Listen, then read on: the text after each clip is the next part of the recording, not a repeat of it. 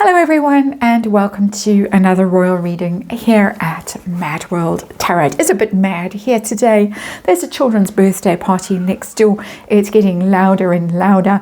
I suspect there are going to be tears any minute, but we're going to plow on and try and get this reading out with the Deviant Moon Tarot today on the tarot table. The Parkles, the pathetic pair, are going all out at the moment with their disruptor PR. They call it a charm offensive. I'm going to call it a harm offensive. In my opinion, it is a harm offensive. They are doing everything in their power to clutch on to their royal connections and try and get themselves headlines in newspapers by virtue of their royal adjacency. It's deeply offensive. It's deeply disturbing, in my opinion.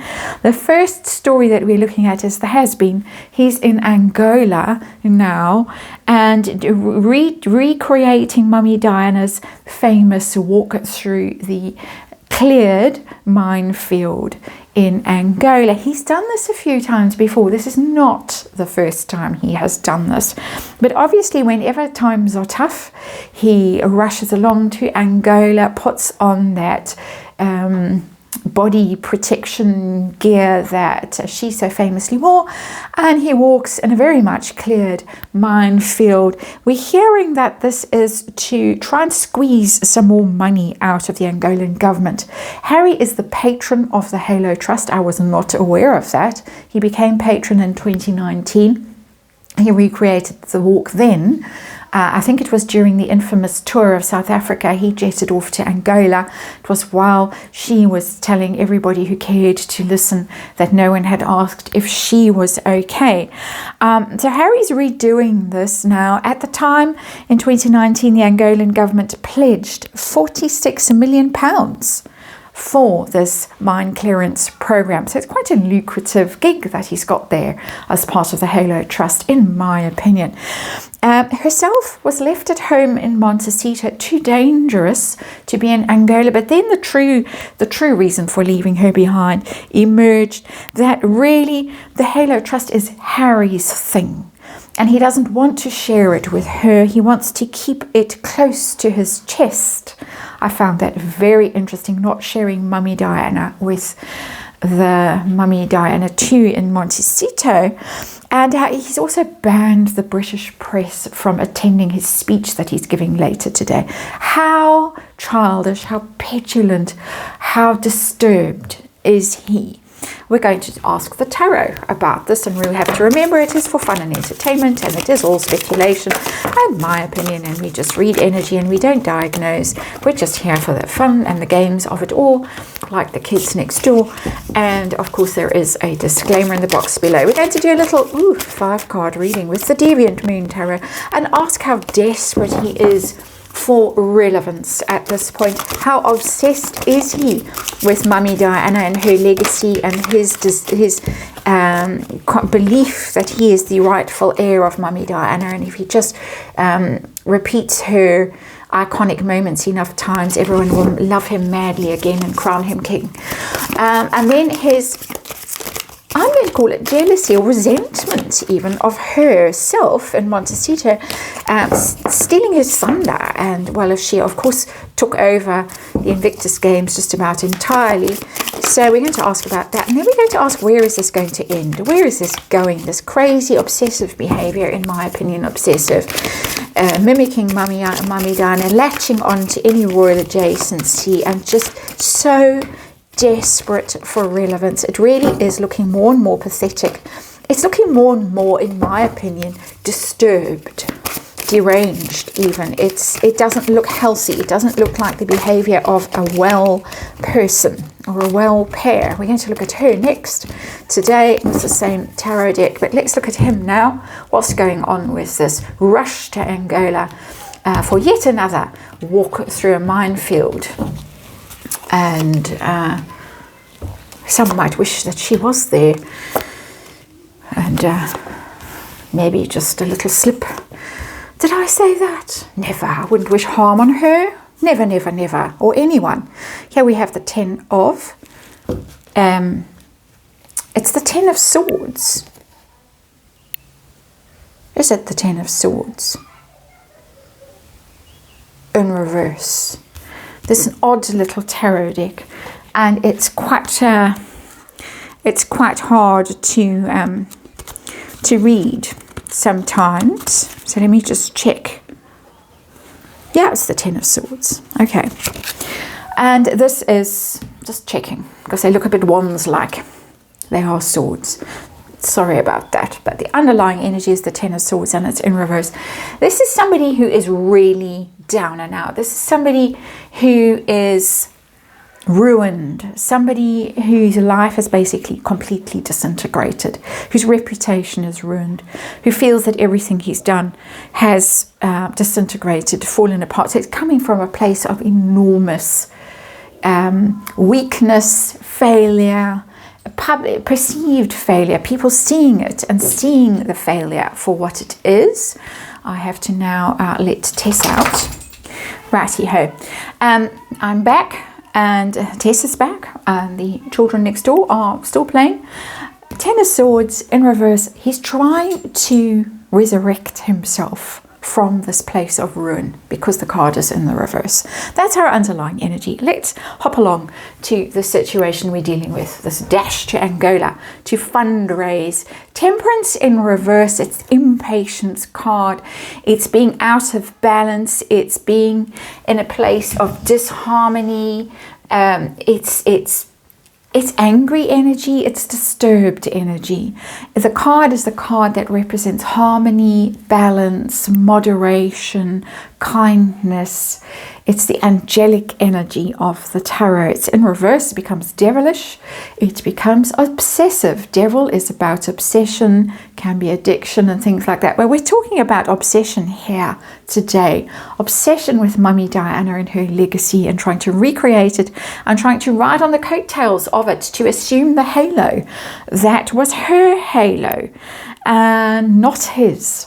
Basically not his at all. And of course, one of the most iconic moments in Princess Diana's short life, because not long after she did that very brave thing, in its day it was a very brave thing, she died tragically in Paris in that tunnel. So we've got all kinds of bad energy in that Temperance card in reverse. We've got a desperate person over here, Ten of Swords in reverse, and then impatient, obsessed, toxic, unhinged person even. My amateur opinion, this is not an expert diagnosis, but just looking like someone who is really obsessed and really desperate for attention. So how desperate is he for relevance, for attention? Let's ask that question now from the tarot. And we have the it's the Eight of Pentacles. And the Ace of Pentacles for me is becoming the working royal card. It is working, it's mastery of a craft, it's busyness, it's doing things diligently and looking busy, looking accomplished, looking like you are worth your weight in gold with that Eight of Pentacles. Interestingly, he's desperate to be seen as someone who is useful to charities. He's there to try and squeeze some more money out of the Angolan government. We hear in this article that's been planted, I think, in the Daily Mail by his disruptor PR. So he wants to be perceived as useful. See, I can raise funds as well. I'm important. I'm relevant. I'm useful. If I go and walk in the minefield, the Angolan government will give another £46 million to the Halo Trust. I think good luck with that, Prince Harry. You never know, but that's how he wants to be seen. He wants to be parallel as a working royal. He wants to be seen as that. He knows he's not ever going to be an actual working royal, but he wants the illusion of being a working royal still, worth his weight in gold. Tell me about the Mummy Diana thing, the obsession with her legacy and recreating her iconic moments. What is that all about? We have the Eight of Cups. Interesting, we're getting eights here on the tarot table together. The Eight of Cups is the leaving behind, leaving your sorrows behind card, walking away from something that's very difficult and unpleasant and upsetting and hurtful. It's odd because I would expect that card to be in the reverse. That Harry can't let go of his pain that came from losing his mother when he was just however old he was, 11, I can't remember, maybe 13, forgotten now. But there's an attempt in that Eight of Cups he thinks that by doing these things it's going to ease the pain. It's going to help him to move on. Of course, anyone with half a brain can look at the situation and think that is absolutely not going to help you move on. By recreating these things, by obsessing so much and clinging on to this legacy, you are not going to move on. You're not going to heal your pain. But he seems to think that he is. I don't know what therapist, perhaps the therapist in Montecito, has told him that. Who knows? I'm speculating wildly here, of course. Tell me about his possible resentment towards the therapist in Montecito for usurping his own roles in his charities and making them all about herself, particularly things like the Invictus Games. And then, of course, she caused all the trouble at Centre Bali at the polo. And Harry ended up having to walk away from Centre Bali. So how does he feel about that? We've told that the Halo Trust is his and his alone, and he's keeping it close to his chest. What's that about? That is about the Six of Pentacles. It's mine. It's my charity. Don't you come and take it away from me. In reverse, that card is about someone taking what is not theirs, taking more than they deserve, taking more than their fair share. He wants to be seen as the charitable one. He wants to be seen as the generous person, the humanitarian, the one handing out alms to the poor. You can see there's the Mr. Important, and there is the groveling peasant wanting their pentacle from Mr. Important, Prince Important even, doesn't want to share that with her. It's not a terrible card, it's not at all a terrible card, but I think it's dawned on him that if he wants to go back down this path of a working royal, or the illusion of being a working royal, then he can't have her elbowing him out the way, because she doesn't have what it takes. It might have dawned on him that much, that she's a distraction rather than rather than an advantage or an addition to the charity and to this illusion he's trying to create of Mr. Important. Where are we going with this all? Where are we heading with this cosplaying, this strange and desperate attempt to pretend something that he really isn't anymore, to go back to a life that he has really lost already? Where are we going? Queen of Cups. Queen of Cups is Mummy Diana. He's going to cling to this to the bitter end, to this Mummy Diana thing. And I guess he's 40. Can you really change? Can you really gain much insight at that stage if you haven't really done the work? You pretend you've done the work, you think you've done the work, but you haven't done the work.